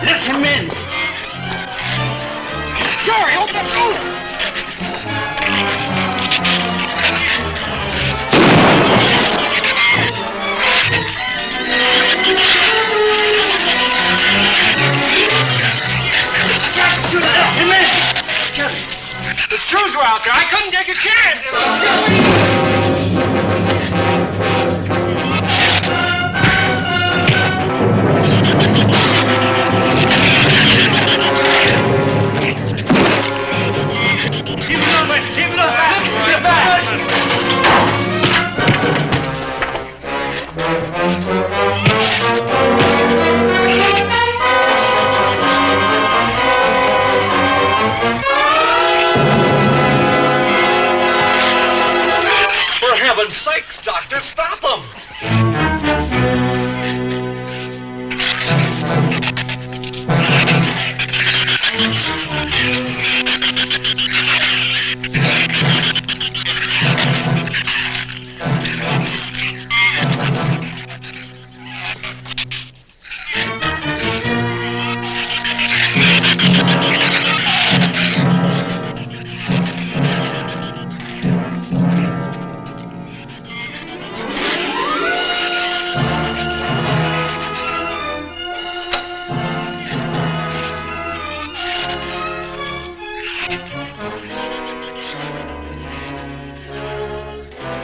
All right, didn't he have it coming, or didn't he? What happened out there? Oh, nothing much.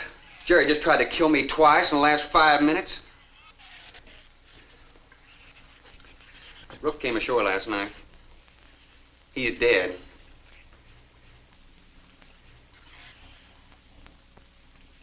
This is all was left. Won't do us any good. It's got no ammo.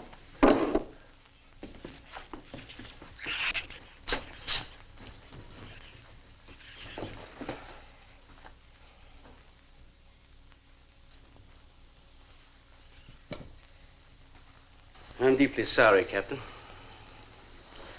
I wish I'd followed your orders. Look, Doctor, you casually mentioned animals. You didn't explain to us what we were facing out there. You had every right to feel the way you do. My mistake was only mine. It was one of judgment. I didn't know about the hurricane. I didn't anticipate the effect it would have on the Shrews. I thought the house would be safe through the crisis. How could you expose your own daughter? How could you expose Anne to that? She was going to leave last week, but the boat didn't come. I need a drink.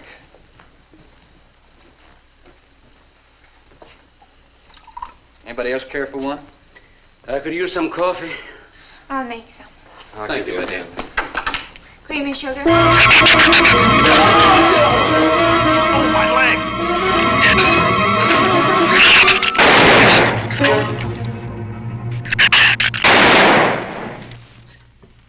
Slam the door! You all right, Doctor? He just ripped my trousers, that's all. Are you sure that's all there is? I'm completely aware of it, Doctor.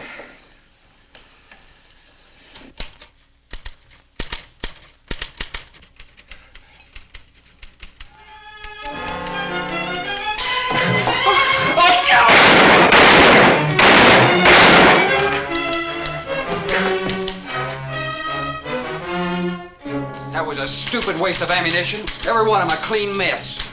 There's still 4 of them in there. How did they get in? Through that kitchen window. That rope must be rotten. It got him! Bradford!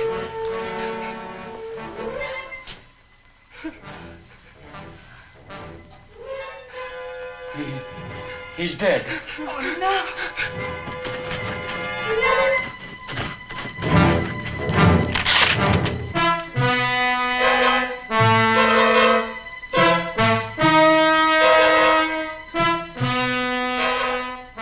He recorded every symptom and reaction, right up to the moment of his death.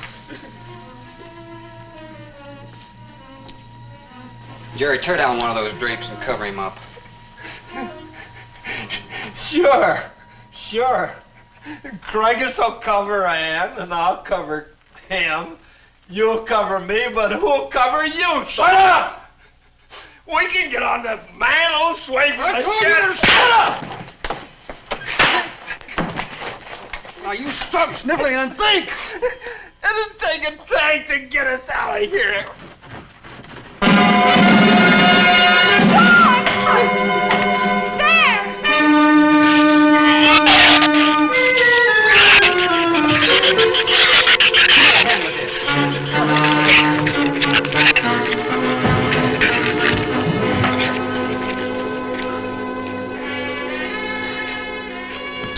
It won't take them long to dig around this. You're right. No telling where else they're digging, too.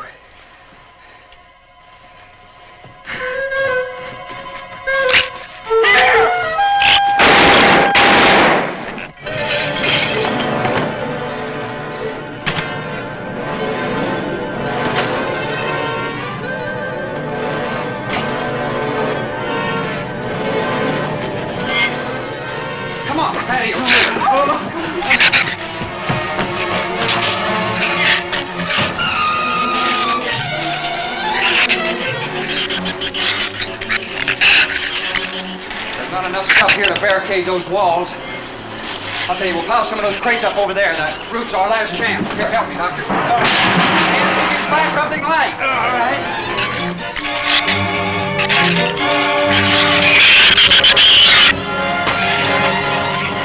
Here, help me with that, Doctor. Jerry, see if you can find some more.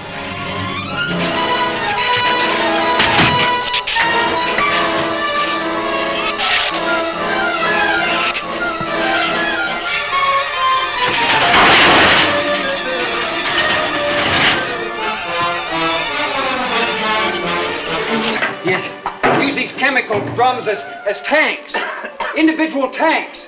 Here, I'll show you. All right. Stand down here. Let it down now. All right. Slow. All right. All right? Yeah. Doctor, it'll work. It'll work. But these drums are too tall for the base. If the shoes don't push us over, the wind will. Not if we lash them together. All right. Hey, are there any more around here? Only that one over there. Have any cold chisels or hammers or anything I can knock a hole in here to make some eye pieces? There are some tools over there in the corner. All right.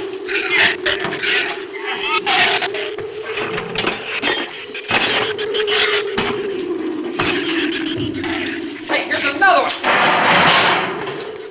Hey, get that out there. We'll work on it. Hey, this is even better.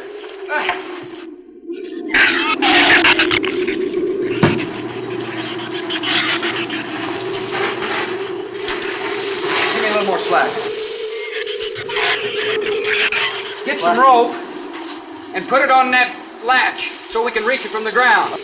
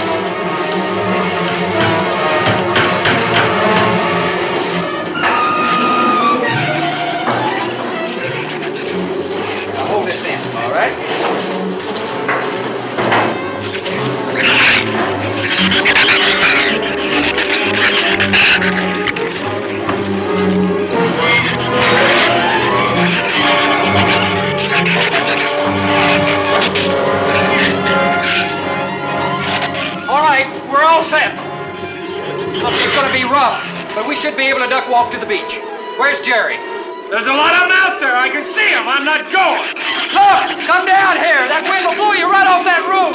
I told you I'm not going. I'm staying here. You've got to get them down here somehow. And see if you can coax them down here. Jerry, please come down with us. No, Ann, they'll get you if you go out. Come down here, you fool! Poor devil, I hope he makes it. We can't leave him. He's not responsible for himself. You've got to go now.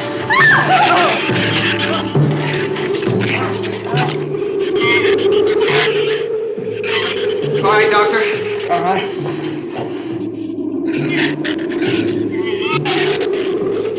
All right. Now hold it up. All right. Everybody ready? I'm going to open that gate. You're ready? Ready. Okay, here they come.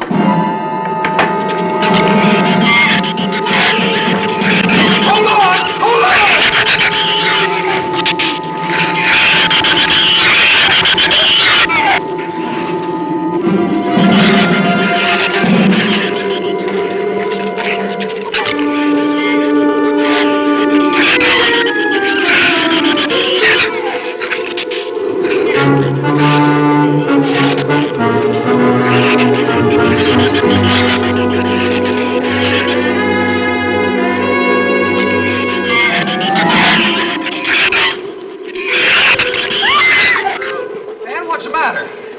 Your side's dragging.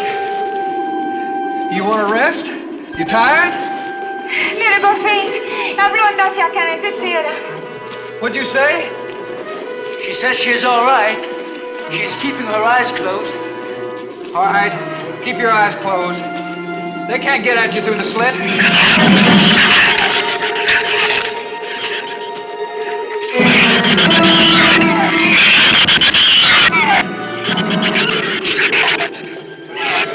This empty drum is too heavy for her. I can barely hold up my side. I'll be all right in a minute. All right, you walk. I'll drag for a while.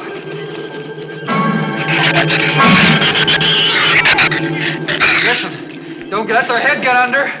They'll flip us over.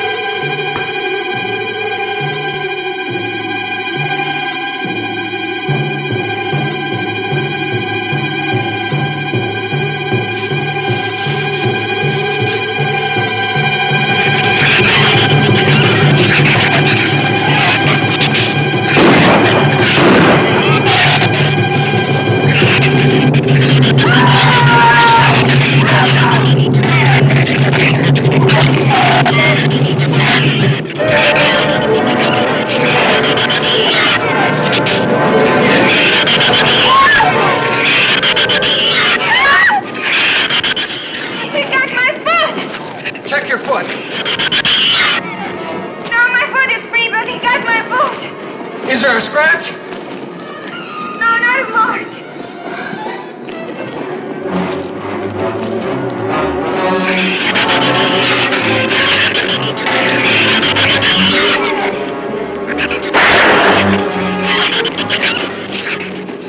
Keep moving. Let's go! Let's go!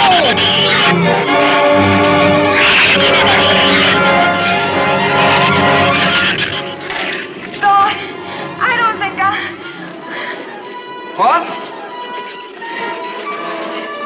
Son! Wait, son! Son, we're close! We'll hit the water soon.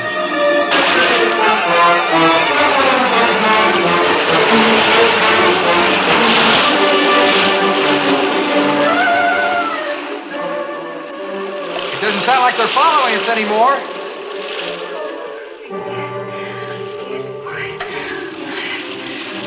We better work deeper.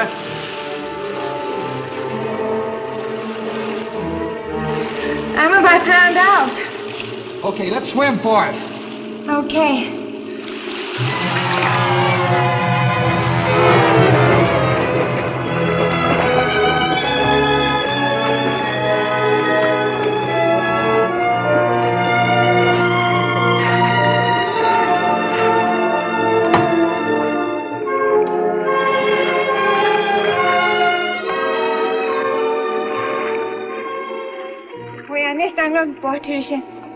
We are safe, aren't we? I mean, the storm. Oh, sure. She rode out the first half all right, and that's always the roughest. Anyway, riding an anchor, I'll get a chance to learn a little more about that Swedish accent. In 24 hours, there'll be one shrew left on the island, and he'll be dead of starvation. An excellent example of overpopulation. Well, you know something, Doctor? What's that? I'm not going to worry about overpopulation just yet.